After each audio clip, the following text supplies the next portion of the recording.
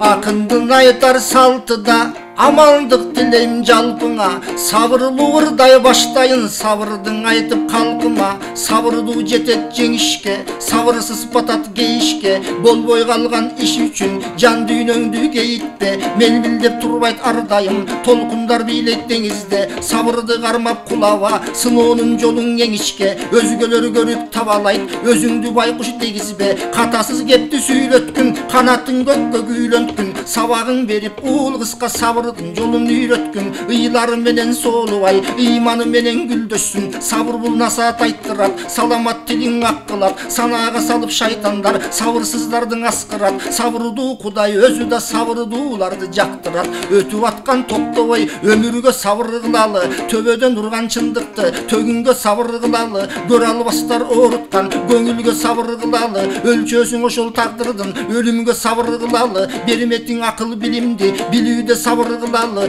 Күч келсе дагы сыноодон күнүгө sabır кылалы. Сүңгүткөн терең ойлорго сүйүүдө sabır кылалы. Жарыктан качкан күйгүмгө жалпыга sabır кылалы. Айлантып алдап кептерди айтчуга sabır кылалы.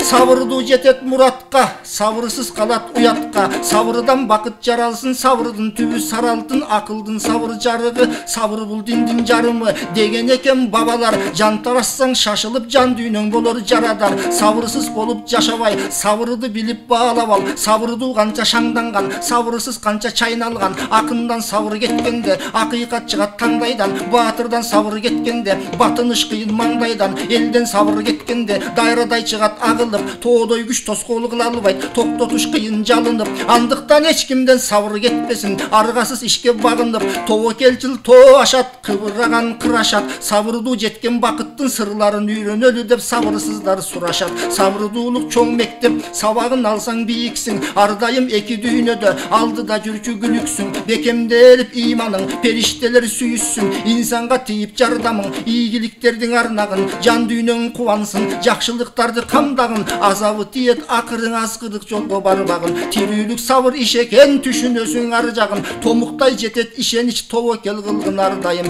Түйшөлбөй кетер дүйнөгө түбөлүк жагын тандагын. Сансыз жыл көргөн тоолордой sabırдуу жашаң ардайым. 18.000 аламды бир жараткан бир Аллах, эң биринчи дүйнөгө нур жараткан бир Аллах. Алам жашап турсун деп күн жараткан бир Аллах, алмаштырып күн менен түн жараткан бир Аллах деп биздин акындарыбыз ырдагандай убакыт учуп Рамазандын дагы бир күнүндө сиздер менен жолугушуп турган чагыбыз. Ушул күнгө жеткирген Кудай Таалага чексиз шүгүрлөр болсун. Бүгүн сиздер менен бирге арам жана адал жөнүндө маек курмакчыбыз. Ал эми бүгүнкү биздин мейманыбыз Кыргызстан мусулмандарынын дин башкармасынын адиси Бактияр Токтогазы уулу. Ажеке, кош келипсиз. Салам алейкум. Алейкум ассалам. Азыр бир чакан демөөрчүлөрдүн жарнамасынан кийин анан сиз менен маегибизди улантсак. Ар бирөөбүз жакындарыбызга эң жакшы нерсени тартуулаганга умтулабыз.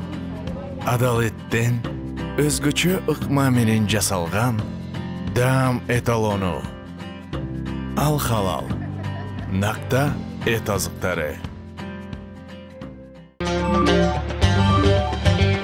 Пайда, манай, ырахат, дам.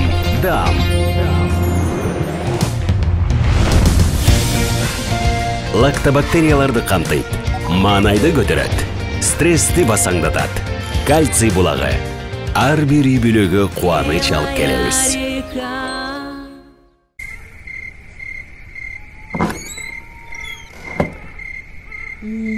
Кайра эле бут кийим менен уктап калган турбайбы?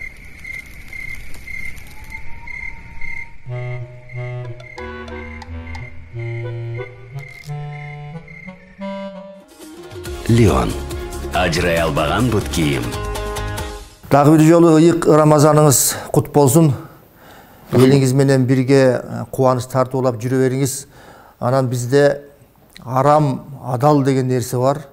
Муну илим жолундагылар терең түшүнөт, карапайым эл баягы түшүнүп да, түшүнбөй да ар кандай сөздөр чыгып жүрөт. Ушул экөөнүн ажырымын айтып берсеңиз, адал деген динибизде эмне, арам деген эмне? Бисмиллахир-рахманир-рахим. Алхамдулиллах, вассалату вассаламу аля расулилlah. Жаратқан Алла Тағалаға шексіз шүгірлер болсын. Сүйікті пайғамбарымыз Мұхаммад саллаллаху алейхи уассаламға Алла Тағаланың саламы және салауаттар болсын.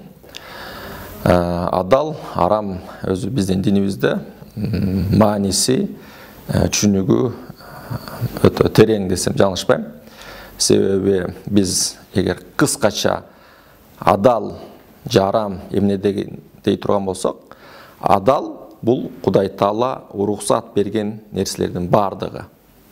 Бұл жерде ал жей тұрған, іше тұрған нәрселер ошондойлы біздің күнүмдүк жашоодо, мисалы үчүн биздин соода сатыкка байланыштуу, баягы эл менен болгон мамиледе байланыштуу, Кудай Таалага болгон жалбарууда, ошо сыйынууга байланыштуу нерселердин бардыгына кирип кетет. Арам дагы бул Кудай Таала анын элчиси эмне деп өзүнүн Куран Каримде, пайгамбардын сүннөтүндө тыюу салган болсо, ошонун бардыгы бул арам деп эсептелинет. Адал арам маселеси бул bir жеке инсандын же bir адамдын каалоосу эмес, бул ачык айкын ошо Алла Тааладан жана пайгамбарыбыздан гана келген, айтылган аяттардын, хадистердин негизинде гана болот. Ошондуктан эч ким өзүнүн оюнан bir нерсени адал, bir нерсени арам деп айта албайт. Сөзсүз түрдө Куранга жана пайгамбарыбыздын сүннөтүнө негизделиши керек.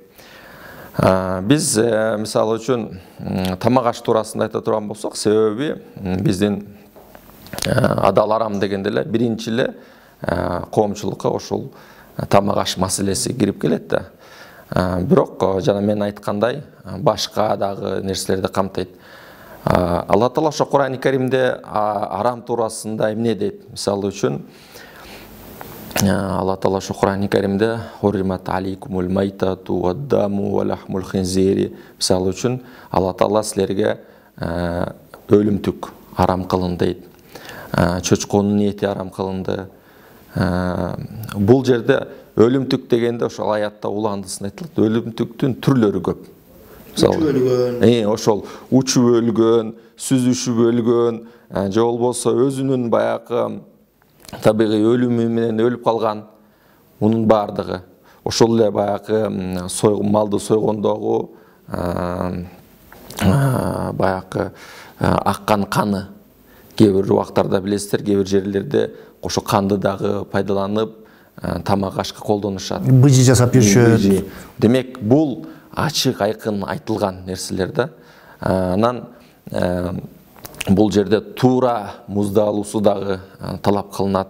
Ошондой эле башкага, мисалы үчүн бир арналып дейт. Биз ошол малды союп атканда Кудай Тааланын ысмы аталып союлуш керек, муздалыш керек. Кээде башка бирөөнүн атын, мисалы үчүн бир жандын атын атап сойсо, мындай мал дагы адал эле мал өзү, бирок союлуусуна келгенде туура эмес болуп калса, арам да болуп. Ушул жерден бир суроодо бирөө союп атат, анан бисмиллаху аллаху акбар айткан жок.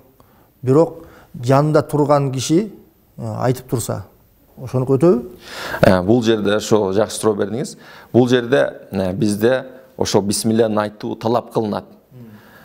Бирок мусулман адамдын дилинде бисмилlah болот деп биздин алдындарыбыз айтат да. Эгер унутуп калган болсо, бул малдын эти адал болуп эсептелине берет. Себеби ар бир мусулмандын дилинде бисмилlah деген нерсе бар, бирок бул унутуп калды деп биз анын унутуп калганын эске алып эчтеке болбойт деп жей беребиз. Бирок да бир маселе жаралат. Бир адам атайлап айтпай коюшу мүмкүн да. Ошондо бул жерде кыйын болуп калат. Жанындагы кишине өтпөйт. Өтпөй калат. Бул ошол союп аткан адам өзү айтыш керек. Ар бир малга айтыш керек. Мисалы үчүн кээде болуп калат, жана ошо курман айттарда, жана башка жерде көп мал союп калганда, ар бирин атап союш керек да, ошо союп аткан адам. Анан бул жерде ошол сөзгө улай, ошо малды союуда токтагы башка жандыктардын бардыгы бирдей. Ар бирине айтылыш керек. Ар бирине айтылыш керек. Ошол дыккаттык, ошол жакшы мындай союш керек. Аны баягы кыйнабастан, курч бычагы болуш керек. Аны мындай кээде билесиздер баягы аябай кыйнап түртүп келет, же тартып келет, сүйрөп келет деп. Ошондо жакшы мындай мамиле кылыш керек. Ошол мал болсо дагы ага. Курч бычак болуш керек. Эмне үчүн курч бычак? Ошо жанын алганда алда кыйнабаш керек малды. Дароо шарт ошол мууздалып, союлуп, баягы элдин, ошол мусулмандардын, же ошо пайдаланып аткан адамдардын пайдасына мындай алып келиш керек. Демек, жанагы кээ бир фабрикаларда тоокторду башында бир гана бисмилланы айтып, анан катар баш алынган бул эсептелбейт экен. Бул жерде мындай ошол фабрикаларда сиз айтыңыз, ушундай ыкма бар. Бирок ошол алымдардын арасында чоң талаш бар. Анан биз ушул Орто Азиянын, мисалы үчүн муфтияттары, ушул Россияныкы дагы биз ушундай бир пикирге келип атабыз. Ошол стандарт бар да, халал стандарт. Бул жерде ошол колдо союлсун. Ошол ар бир адам машинка эмес, адам өзү сойсун. Себеби эсептеп көрсө жете алат экен, мүмкүнчүлүгү бар экен мындай сойгонго.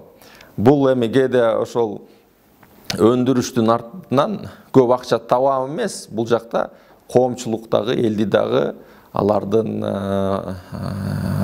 канундорун дагы эске алуу керек да. Анын ээси дагы чыныгы мусулман болуш керек экен деген сөз экен да. Анан эми карапайым элдин арасында көп мындай сөздөр бар да. Бирөөнүн үйүнө барып калам дейт бир мусулман. Ал динден кабары жок, болсо деле маани бербеши мүмкүн. Анан тамак тартылат. Анан тамагы ушу бисмилла деп союлдубу, адалбы, арамбы деген ой келет. Үйдүн ээсине сурайын дейсиң, ал мени эмне капыр деп ойлоп атасыңбы дегенде сөздөр чыгышы мүмкүн дейт да. Ошондой учурда кандай күмөн кылып жей берсе болот? Биз Кыргызстанда, мисалы үчүн, Кудайга шүгүр, элдин көбү мусулман. Көпчүлүк адамдар түшүнөт, билет.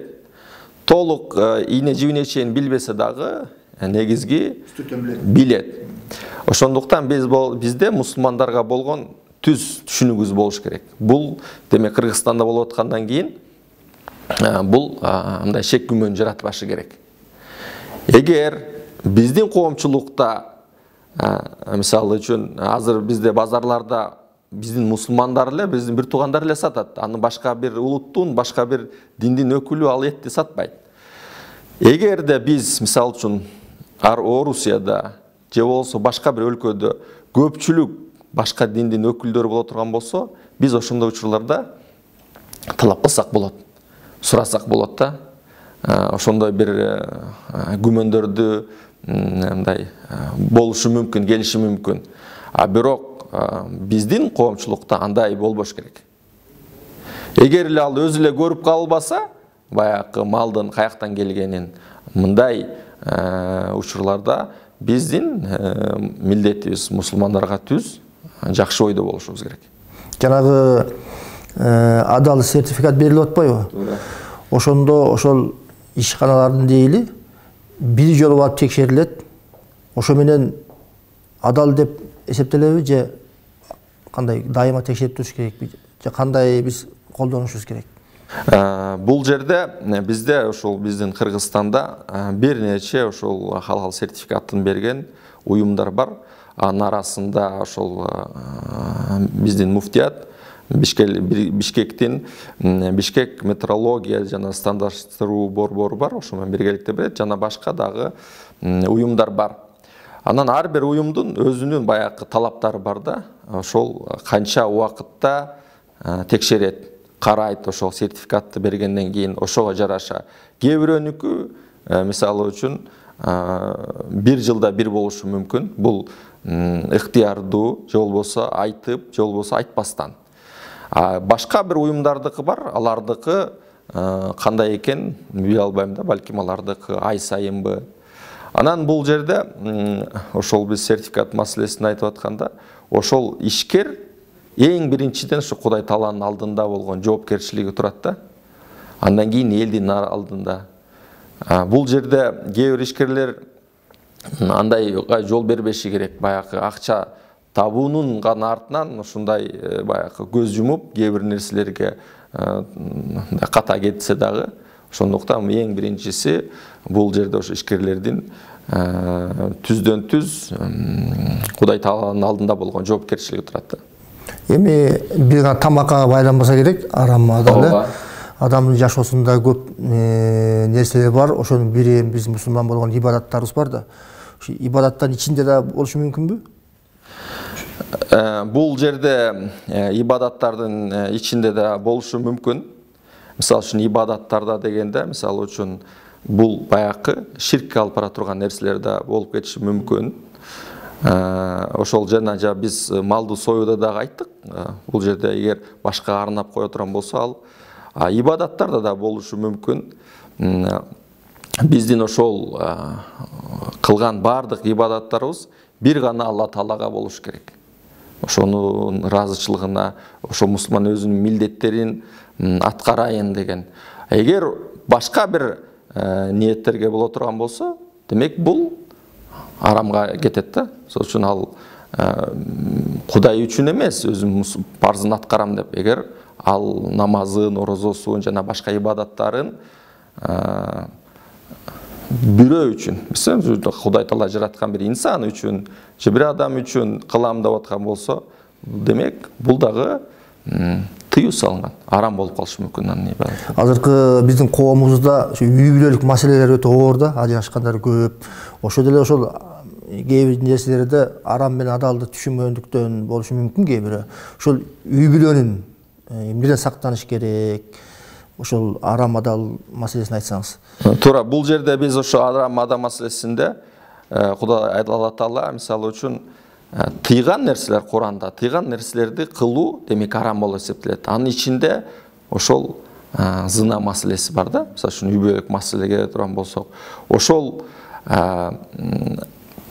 Алла Таала ошол зынага жакындабагыла дейт да. Демек зынага алып бара турган иштердин бардыгынан силер алыс болгула. Бул нерсе дагы коомчулукта, эгер Кудай сактасын, эгер болсо, бул дагы мындай туура эмес иштерге алып барат. Эгер бойдоктор арасында боло турган болсо, бул чоң күнөө болот. Эгер бул жанакындай үйлүү, жайлуу, үй бүлөлүү адамдардын арасында боло турган болсо, бул билесиздер, биринчиден эгер белинип ачыкка чыгып калган болсо, үй бүлөнүн бузулушуна, чачырашына, демек балдардын тирилей жетим калышына, ушундай бир коомчулукта мындай терс көрүнүштөргө алып келет. Жубайы аял заты ошо эмне кылбаш керек? Эми көп айтылат, көчөгө чыкпаш керек, анан эркектердин баягы көңүлүн бура турган атырларды себинбеш керек, анан баягы көрө турган жерлерди уяттуу жерде жабыш керек десең эле, бизде эми коомчулукта ар кандай да. Анда биз жашайбызбы, жашабайбызбы деген маселе чыгат да. Ошону мындай элдин жүрөгүнө жеткире тургандай аял заттын орду кандай ошол?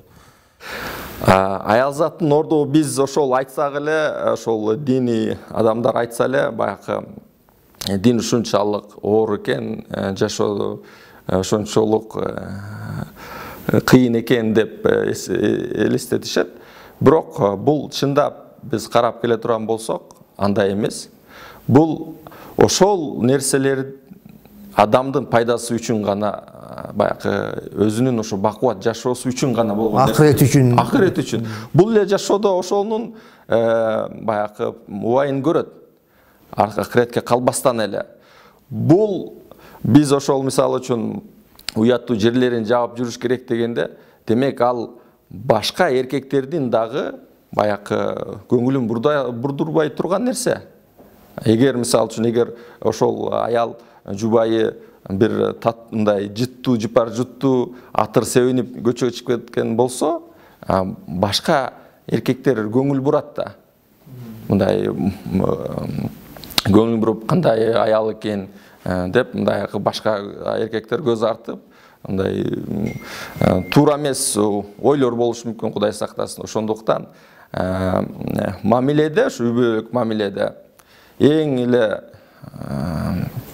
мындай жакшы бир үй бүлөдө ошол бири-бирине болгон сый урматта жубайлардын түшүнүп ошол кабыл алуусу, ошол адамдын билесиз кандай болбосун мүнөзү кээде баягы жашоодо жумушта ар кандай бир кырдаал болуп калышы мүмкүн, чарчап калышы мүмкүн, же аялы, же эркеги, анан келгенде мындай бир сезгич болуш керек да жубайларчы бири-бирине. Чарчап калыптыр, баягы сүйлөгөнү мындай корс мамиле болуп калыптыр. Демек бул бир нерсе болгон. Көңүлүнө баягы ортпайын, мындай көңүл бурбайын, балким азыр чай, тамак берип, жылы жумшак сүйлөп, көңүлүн алайын, жибигенден кийин суроомду берейин дегенде бир мамилелер керек да. Ошондо бизде мындай көп чыр чатактын алдын алса болот да. Анан кээде баягы жаштардын арасында көп мындай болуп кетет. Кызуукандуулук, сен мени түшүнбөйсүң, сен андай кылбайсың, мындай кылбайсың деген өйдө ылдый сөздөр. Ошондуктан эң ошол айтчу нерсе ушу үй бүлөлүк жашоодо бири-бирине болгон түшүнүү, сабырдуулук, ушу данышмандык керек да. Жубайынын телефондорун аңтарганда арам дейт. Бул жерде дагы пайгамбарыбыздын ошо хадиси бар. Биз мунун бардыгы эмне үчүн? Бизде бир негизделген да, ошо Куранга, же пайгамбарыбыз сүннөтүндө. Ошол пайгамбарыбыздын ошо куттуу хадистеринин биринде айтып атпайбы? Вала таджассасу, вала ягтаб баудукум баду. Таджассасу деген мааниси бири-бириңди аңдыбагыла, текширбегиле. Бул жубайлар арасында, бул бардыгына тиешелүү. Бул жубай болсун, бул бир жерде иштеген коллегалардын, дос болсун, бул жакшы эмес. Себеби адам андай ар бир нерсенин чукулап, баягы териштирип, эмне болду экен десе, бул өзү үчүн эле баягы бул дүйнөдө жаман бир абалдарга алып келиши мүмкүн. Ошондуктан пайгамбарыбыз бекерден айткан эмес ал сөздү. Туура. Тиги Райкан Шүкүрбеков атабыздын жакшы сөзү бар да, байкабайт аны майдадан башталат, баары майдадан дейт.